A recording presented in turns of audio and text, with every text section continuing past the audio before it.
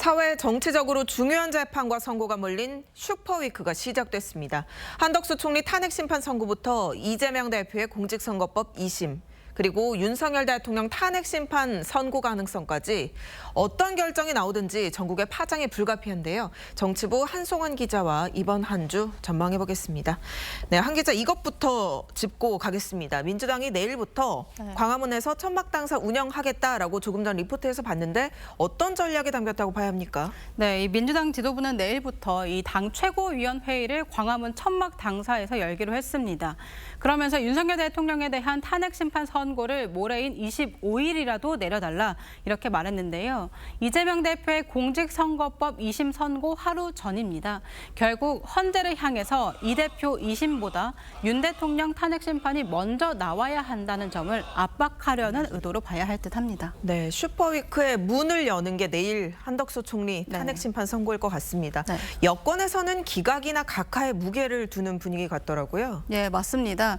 이 비교적 간명한 사안이라 단 한 차례 변론만 진행한 거다. 이런 게 여당 기류인데요. 판사 출신인 장동혁 의원은 각하가 답이다라는 글을 올리기도 했습니다.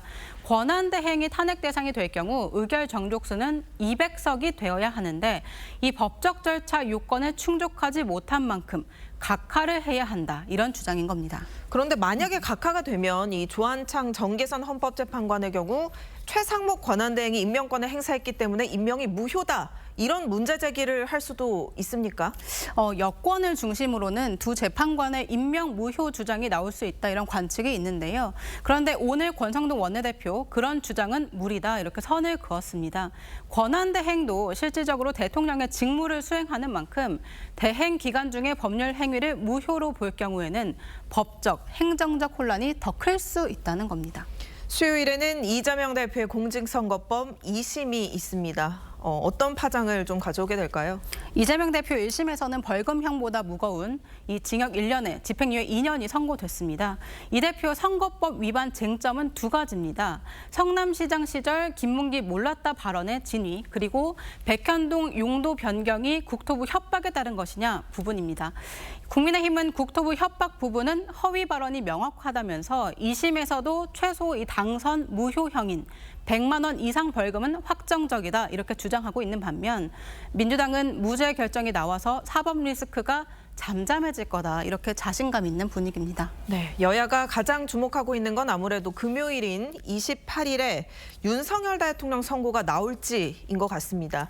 한 기자는 어떻게 전망하고 있습니까? 네, 저희가 보도해드린 대로 한 총리 선고 기일이 먼저 잡힌 걸로 봐서는 아직까지 미정이다 이렇게 봐야 할 듯합니다.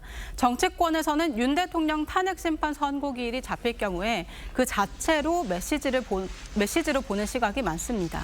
당초 예상했던 이달 중순을 넘긴 걸 헌재 내부 입장 정리가 안 된 거다. 이런 신호로 받아들이는 경향이 많습니다. 기일이 잡힌다면 인용이든 기각이든 내부 의견 정리가 끝났다. 이런 의미로 볼 수 있기 때문인데요.